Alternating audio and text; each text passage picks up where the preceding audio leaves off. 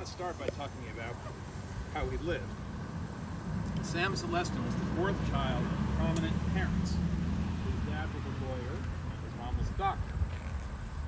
To this day, his sister Joanne and his brothers JC and Gianni refer to him as the baby of the family. They called him Sammy, and they adored him.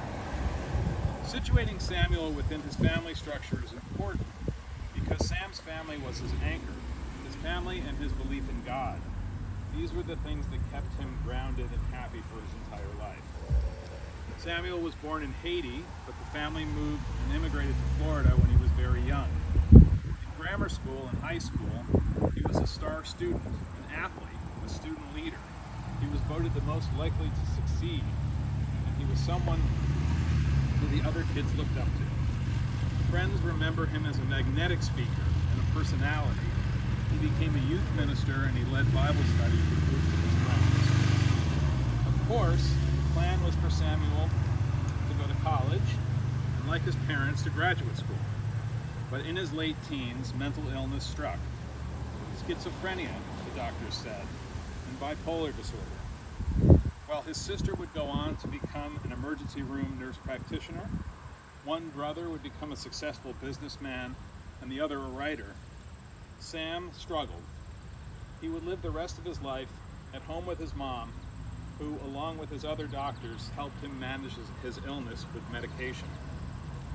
It was a quiet and peaceful life, where Samuel's best days were when the family gathered on weekends and for special events. One of the most insidious aspects of mental illness is that it tricks its victims into thinking that they're not sick. In early April 2019, that happened to Samuel. He was stable, he was doing well on medication, and so he became convinced that he was well, and he stopped taking his medication. Within days, the symptoms of paranoia were on full display. Sam came to believe that the water supply in his home had been poisoned, and that his mom was not really his mom. On the evening of April 11, 2019, Samuel did something that he'd never done before. He shoved his mother, and he struck his sister Joanne. Neither of them were hurt, but they knew that Samuel needed help. So they did what any one of us would do if a family member needed help. They called 911. Officers from the Ocoee Police Department arrived on the scene. Sam's mother and sister explained exactly what had happened. That he was mentally ill, that he was off his medication, that he had hit them, but that they were unhurt and were not interested in prosecuting him, and that he needed help. He needed to go to the hospital. The officers were wearing body-worn video cameras, and the entire encounter, from the time the officers arrived and they spoke to Dr. Celestine and Joanne, until Sam left in an ambulance, unconscious and without a pulse, is on videotape. You can see it on a website called SamuelCelestine.com, a website created by his family to tell his story.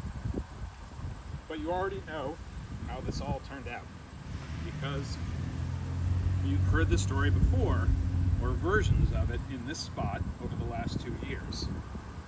Samuel Celestine was a sick man in need of help. The officers saw him as a criminal, a maniac, someone who needed to be subdued. They tased him multiple times, bringing him to the ground. When, terrified and hurt, he offered up his wrist and begged to be handcuffed, they refused, yelling at him to get on his stomach and threatening to shoot him. He became scared and confused, and he got up and ran away, only to be quickly tackled, tased, held face down by multiple officers, and hogtied. His wrists were handcuffed, his ankles were lashed together, and they were connected behind his back. He was left face down in the grass. When the officers finally, he was unable to breathe, and his heart stopped.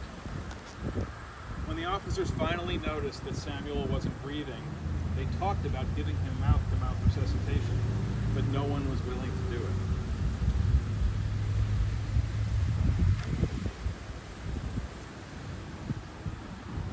Sam Celestine was pronounced dead an hour later at the hospital. No officer was charged, and a civil suit is pending. I wish I could tell you that there is a profound lesson in all of this, but I don't think there is. I think there's just the fact of what happened and our need to remember. So please join me in kneeling for 9 minutes and 29 seconds to remember Samuel Celestine. Somebody have a timer?